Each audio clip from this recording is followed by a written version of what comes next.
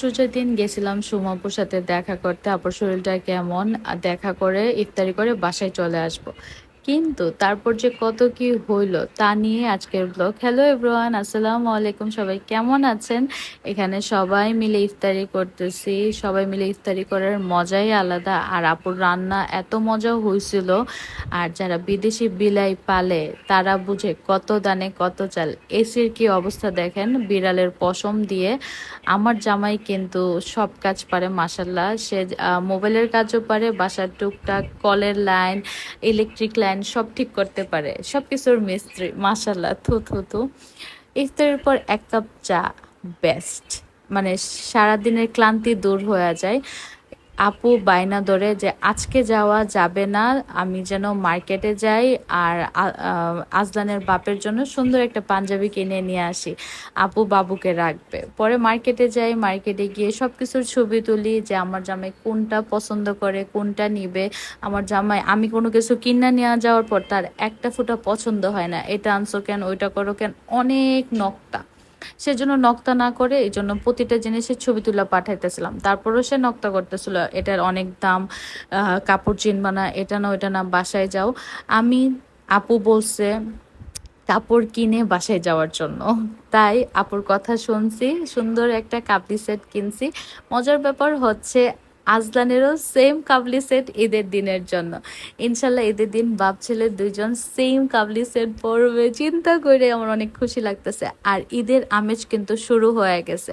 আর এইখানে বসা হচ্ছে বাচ্চাদের মানিব্যাগ খুঁজতেছে। আজলানকে ছেলে বাচ্চাদের মানিব্যাগে ঈদের সালামি দিবে। ইয়ে!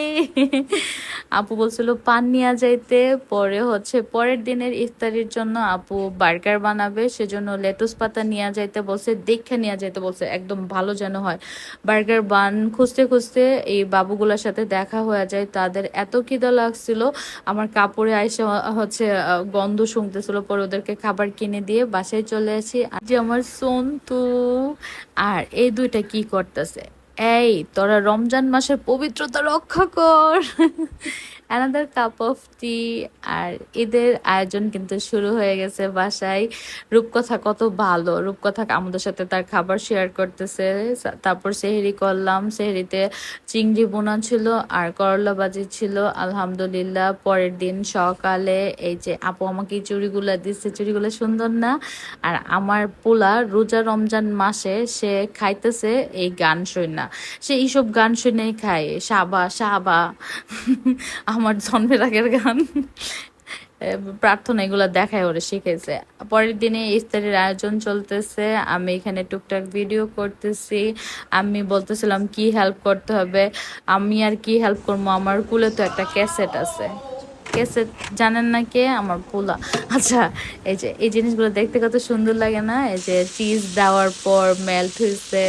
তারপর এখানে উইংস ভাজা হচ্ছে। আমার এটা ফেভারেট চিকেন উইংস। এই রোজার মাসে আমি যে কত খাইছি। আর এখানে বার্গার বানানো হচ্ছে, দেখতে কিন্তু ভালোই লাগতেছে। আমি টুকটাক ভিডিও করছি আপনাদেরকে দেখানোর জন্য। এখানে প্রার্থনা মেয়োনিজ দিতেছে, এটা কিন্তু হোমমেড মেয়োনিজ। আর এটা খাইতে যে কি মজা!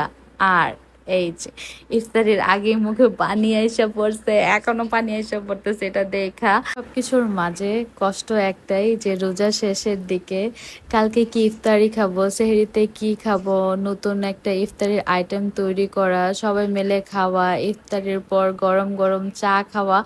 এই যে ব্যাপারগুলো আমি অনেক বেশি মিস করব। জানি না সামনের বছর আল্লাহ বাঁচায় রাখবে কিনা, সামনের বছর রোজা পাবো কিনা এই রহমতের দিনগুলো। আল্লাহ যেন সবার গুনাহ মাফ করে দেয় এই রোজার মাসের ওসিল্লায়। ছিলাম খালি হাতে আর বাসায় ব্যাক করতেছি কতগুলা গাঁঠি নিয়ে। আপু যে কত কি দিয়া দিল। তাছাড়া সেহরিতে যেন কিছু রান্না করতে না হয় সেজন্য খাবারও দিয়ে দিছে। আর এটা আমার রোজার মাসের ইফতারির সেহরির করার লাস্ট ব্লগ। আমি অনেক সবকিছু অনেক মিস করব। সবচেয়ে কষ্টের ব্যাপার হচ্ছে গত বছর যারা ছিল এই টাইমে রোজার সময়, ঈদের সময়, এবছরটার মধ্যে অনেকেই নেই, তাদের আত্মার জন্য মাগফিরাত কামনা করি। আর সবাইকে ঈদের অনেক অনেক শুভেচ্ছা, অগ্রিম শুভেচ্ছা। সবাই পরিবারের সাথে অনেক মজা করে ঈদ করেন। আর সবাই ভালো থাকেন, দেখা হবে নতুন ব্লগে। আল্লাহ হাফেজ, আসসালামু আলাইকুম, ঈদ মুবারক।